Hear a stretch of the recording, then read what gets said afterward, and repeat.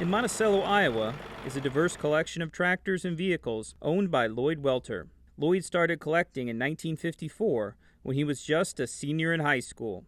First thing I bought was a Model T truck, then a Model T car, then some Rumleys. They're still my favorite tractor. If I see something I liked, I'd buy it. Why collect something that everybody else has? Get something that's rare. This old D, they made thousands of those, but they didn't make hardly any what they call spoker D with that flywheel. So that's what makes that one a lot more valuable than the regular D, because it takes just as much work and painting to do a common one as it does something that's has some value to it. When you look around his sheds, it's obvious Lloyd is partial to John Deere tractors. Well, I still like the old two-cylinders because I used to farm with them back in the 60s and 70s. That's all I had.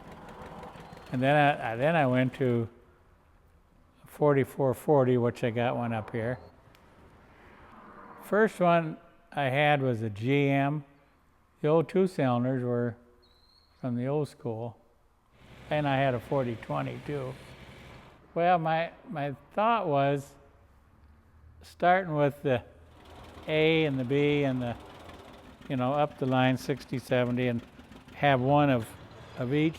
And then when we got into to these other models, the 420s, and I don't like to. The only thing that's really duplicated a lot is the 420 LPs. These aren't just 420s. These are John Deere 420 LP gas tractors, a low production and rare tractor for any collection. But Lloyd doesn't have just one, he has three. All three came from Florida, where they were used all their life. But Lloyd doesn't just collect John Deere. He also has a large collection of red tractors. Well, I'll tell you why. I wasn't 100% John Deere. I had a B Farmall, which there's one back here, that I cultivated with. That was the only Farmall I had. That B Farmall might have been the only Farmall Lloyd had, but not anymore. From the Farmall M to the 3- and 4-letter series, up to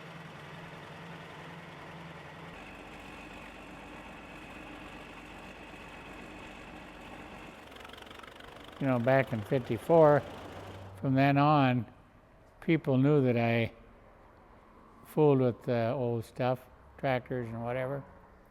A good example is that high wheel, that high wheeler. I haven't done anything to it because I just got it last Sunday.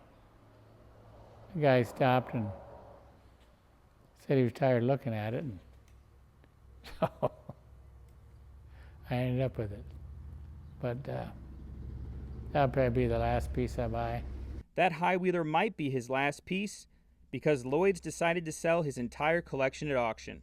The auction will be conducted by Aumann Vintage Power on September 8th, 2018 in Monticello, Iowa. For more information, visit AumannVintagePower.com.